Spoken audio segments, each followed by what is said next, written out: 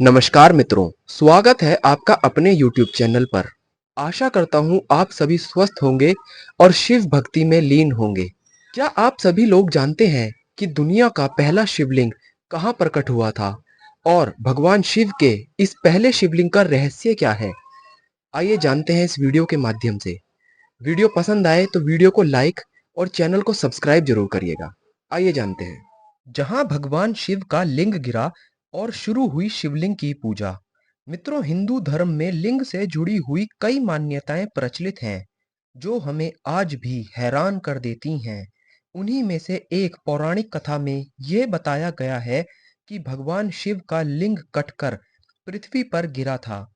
तब से ही हिंदू धर्म में लिंग और योनि की पूजा शुरू हुई थी और भगवान शिव को लिंग के रूप में पूजने पर ही वह सभी भक्तों की मनोकामनाओं को पूर्ण करते हैं।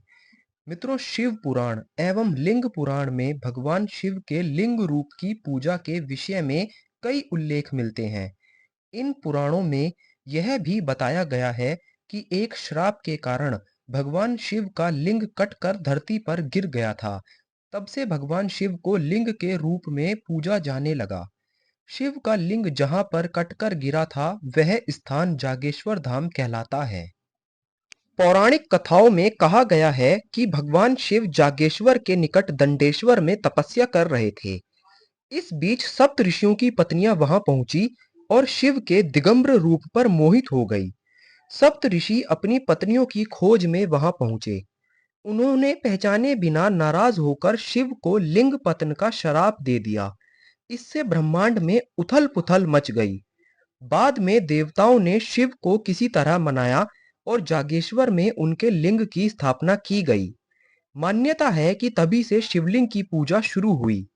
इस पौराणिक कथा का विस्तार इस प्रकार से भी बताया गया है। दक्ष प्रजापति के यज्ञ में माता सती के आत्मदाह से दुखी भगवान शिव ने यज्ञ की भस्म लपेटकर दारुक वन के घने जंगलों में लंबे समय तक तप किया।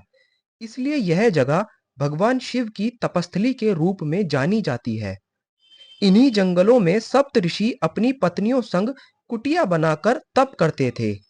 एक बार भगवान शिव दिगंबर अवस्था में तप में लीन थे।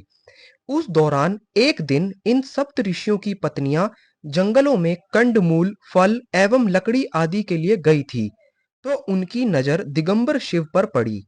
भगवान शिव के सुगठित शरीर को देखकर ऋषियों की पत्नियां शंकर भगवान पर मोहित हो गई। शंकर भगवान घोर तपस्या में लीन थे। उन्होंने ऋषियों की पत्नियों पर ध्यान नहीं दिया और ऋषियों की पत्नियां काम वासना में अंधी होकर वहीं पर ही मूर्छित होकर गिर गई। रात भर जब पत्नियां कुटिया में वापस नहीं लौटी तो सुबह सप्त ऋषि पत्नियों की खोज में निकले और जब उन्होंने अपनी पत्नियों को मूर्छित अवस्था में देखा और शिव को दिगंबर रूप में पाया तो उनको लगा कि भगवान शिव ने उनकी पत्नियों के साथ व्यभिचार किया है और बिना कुछ सोचे समझे ही सप्त ऋषियों ने भगवान शंकर को श्राप दे दिया और कहा कि तुम्हारा लिंग कट कर धरती पर गिर जाएगा। भगवान शिव ने आंखें खोली और बोले कि तुमने अनजाने में मुझे यह श्राप दिया है, इसलिए मैं इस श्राप का विरोध नहीं करूंगा।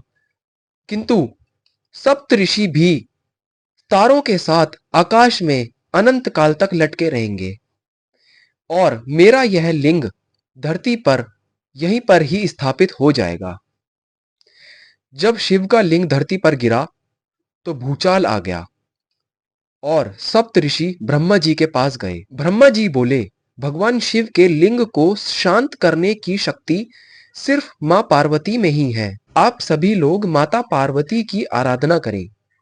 यह सुनकर सप्त ऋषि माता पार्वती की आराधना में लग गए और माता पार्वती ने योनि रूप में अवतरित होकर भगवान शिव का लिंग धारण किया।